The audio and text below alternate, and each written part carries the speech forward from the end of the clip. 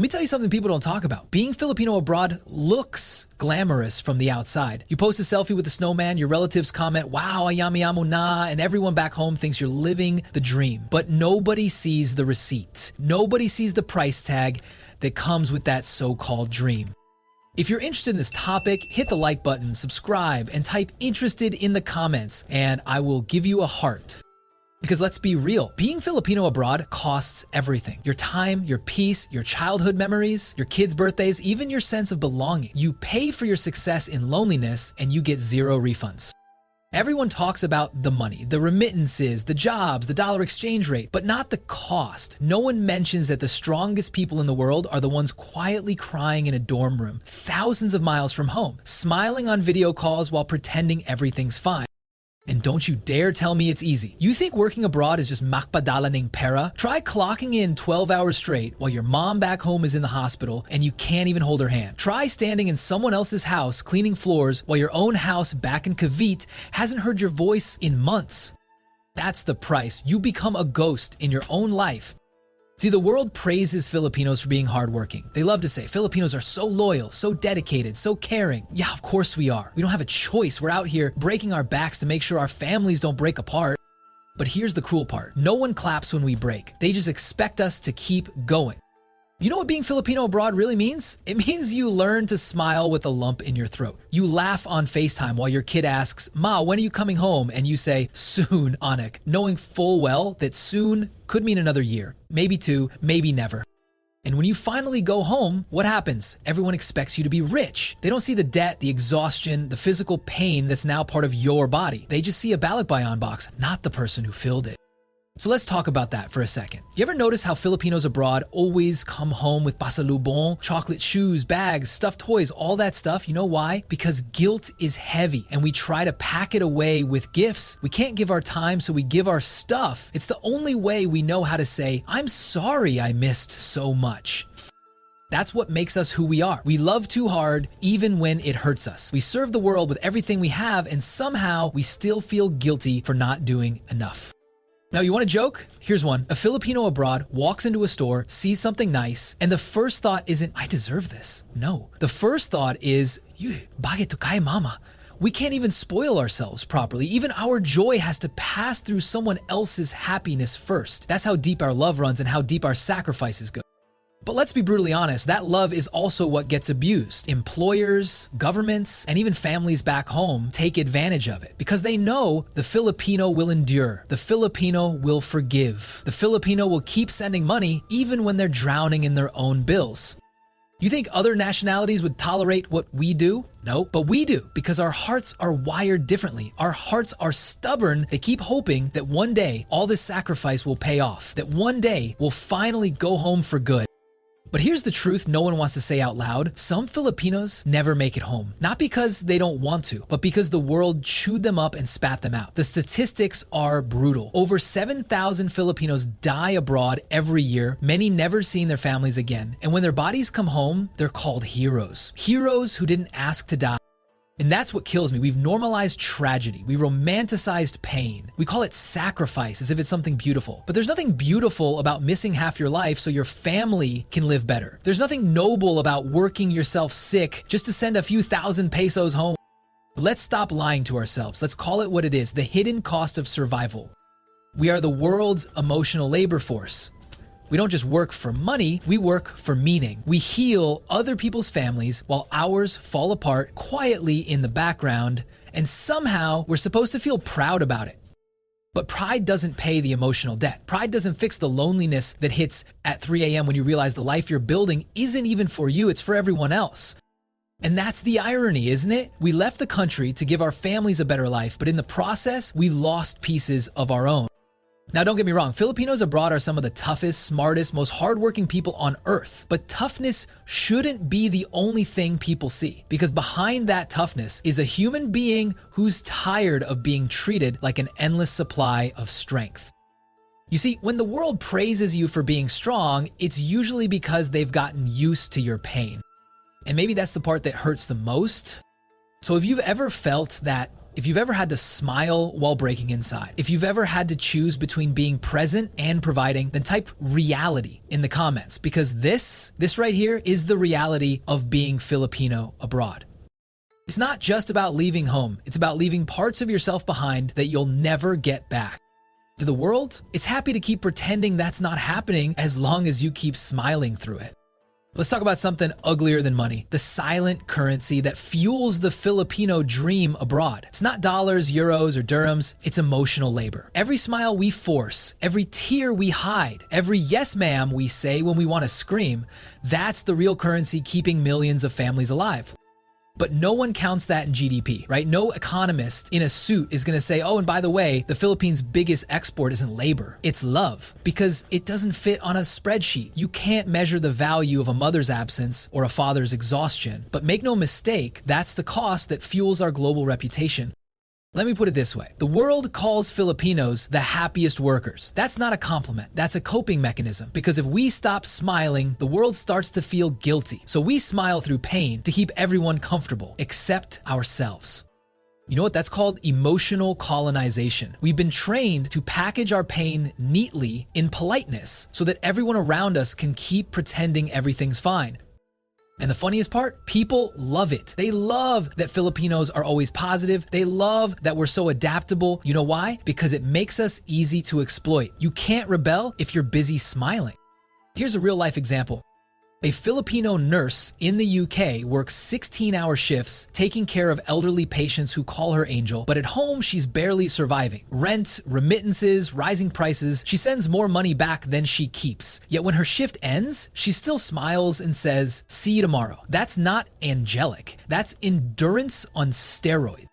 And that's just one story out of millions. The world romanticizes our resilience, but ignores what it costs to keep it. Now let's talk about family, because this is where the emotional debt hits hardest. Every Filipino abroad lives with a quiet kind of guilt, the guilt of missing life while trying to make it better. You miss your kids' first steps, your father's last breath, your own birthdays, and somehow the world tells you to be proud of that. They call it sacrifice, I call it robbery with applause. You ever notice how we celebrate OFWs? Parades, awards, speeches, they call us modern day heroes, but you know what heroes get after the parade? Nothing. No pension, no trauma care, no long-term plan, just another thank you speech. And that's the real trap. We've been taught to trade our lives for validation, to measure our worth in the number of balikbayan boxes we send home. And when we finally come back, what happens? We're outsiders in our own country, too foreign for home, too Filipino for abroad. That's the price no one talks about, the loss of identity. You don't belong anywhere anymore. You've lived abroad too long to fit back in, but you're still too brown to be treated as equal overseas. You exist in a cultural no man's land, constantly proving yourself everywhere you go. And here's the punchline. Even with all this pain, the Filipino spirit refuses to die. You could bury us under exhaustion, bureaucracy, or loneliness, and we'd still find a way to send money home on Sunday. That's how wild our hearts are. Baby, let me say something harsh. Maybe it's time to stop glorifying that. Because when we glorify pain, we normalize it. We start believing struggle is our destiny instead of our temporary condition, and that's dangerous. See, the system isn't broken. It's working exactly as designed to keep Filipinos grateful, not empowered. You work, you send, you suffer, you smile. The machine runs smoothly as long as you don't question it. And what happens when you finally do? When a Filipino says, I want more than just survival, the world suddenly calls you ungrateful. It's the same gaslighting every time. The moment you demand dignity, they say, but you should be thankful you have a job. Excuse me? Thankful? Thankful for what? Working 3 jobs so I can afford to send my kid to a school I'll never see? Thankful for pretending to be okay while no one asks if I am? Thankful for being indispensable but invisible? No, not anymore. It's time to stop being thankful for crumbs when we've baked the whole cake. You know what makes me angry? It's when the same people who depend on Filipinos for their hospitals, their households, their businesses still look down on us. You've got CEOs saying, we love Filipino work ethic while underpaying Filipino workers. You've got governments praising us as global citizens while making it impossible to get a visa for our own family. But what they don't realize is that every Filipino abroad is slowly waking up. We've been quiet too long. We've been polite too long. The new generation, the children of OFWs, they're not just inheriting sacrifice. They're inheriting awareness. They're not playing the same game their parents did. They're rewriting it. And that's where the shift begins. When a generation stops believing pain is normal, the whole structure starts to shake. So if you're watching this, I want you to pause, really pause. Ask yourself, how much of your pride, your time, your peace have you traded just to make everyone else comfortable? If the answer hurts, good, it means you're waking up. And if you've ever felt unseen, unheard, or unappreciated for the sacrifices you make abroad, type enough in the comments. Because this conversation is the first time someone's saying out loud what you've been too tired to admit. That the Filipino spirit is priceless, but the system keeps trying to buy it cheap. Let's get brutally honest. Filipinos abroad are not just workers. We're survivors of a global system that quietly profits from our kindness. The world praises our smiles because they run on our silence. They call us resilient, but that's just a polite way of saying you can take more pain than most.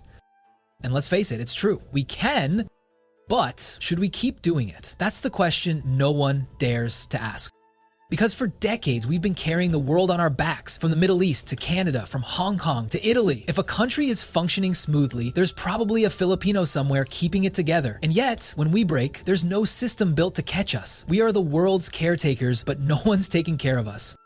Let me paint you a picture. A Filipino caregiver in Rome wakes up at 5 a.m., makes breakfast for her patient, cleans, cooks, and tends to an elderly woman who barely remembers her name. 12 hours later, she sits alone in her small room, scrolling through old pictures of her kids who are now teenagers she barely knows.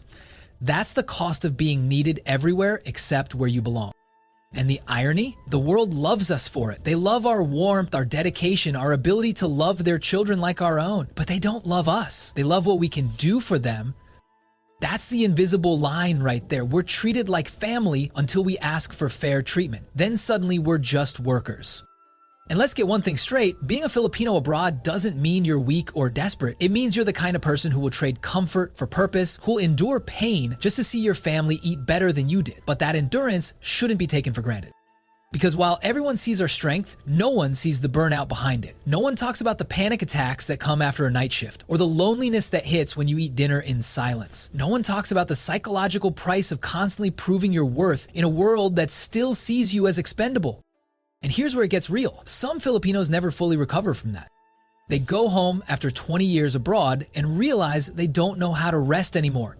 They can't sit still without guilt. They keep working, cleaning, fixing, as if peace is a luxury they haven't earned. That's what happens when survival becomes your identity. You forget how to live. Do you ever notice how some OFWs go home and feel like strangers? The house they built doesn't feel like theirs anymore. Their kids are grown, their parents older, and suddenly they realize time didn't wait. They sacrificed their years for stability only to find out that life doesn't pause for good intentions. That's the price no one calculates. You can't measure it in pesos, pounds, or dollars. You can't send it through Western Union. It's paid in lost time, lost hugs, and the quiet ache of realizing you gave your life to a dream that didn't include you. But here's the twist. We're not victims. We're the backbone of nations. And once you realize that, everything changes. You start to see the truth, that the world runs on Filipino labor, Filipino patience, Filipino compassion. We're the heartbeat of global care, logistics, healthcare, and hospitality. You can replace machines, policies, even presidents, but you can't replace the Filipino heart. And that's exactly what the world fears, because the day Filipinos stop being silent about their worth, the entire system cracks. See, I'm not asking for pity. I'm demanding perspective. The next time someone says Filipinos are hardworking, correct them. Tell them, no, Filipinos are holding the world together. There's a difference. We are not background characters in someone else's success story. We are the reason those stories exist in the first place. And it's time we start acting like it. It's time our government treats OFWs as more than cash cows. Time other nations start treating us as equals, not as service providers. And most importantly, it's time we as Filipinos stop mistaking suffering for strength. Because strength isn't about how much pain you can take. It's about knowing when you deserve better. You want to know what's truly powerful? It's when a Filipino worker abroad says, I'm done just surviving. I'm going to start living. That's not rebellion. That's awakening. That's revolution without a single protest sign. And I'll say this, the next generation of Filipinos, they're not asking for permission anymore. They're building their own businesses, leading international companies, coding for billion-dollar firms, creating global influence. They're using the sacrifices of the last generation as the fuel for a new one that refuses to be invisible. So if you're watching this right now and you've ever felt the weight of that unspoken price, if you've ever worked a double shift, missed a celebration, or swallowed your tears just to stay strong, then type respect in the comments. Because enough pretending we're just lucky to be here. Enough apologizing for being too passionate, too emotional, too Filipino. The truth is, we've already paid the price. And now it's time to collect the respect.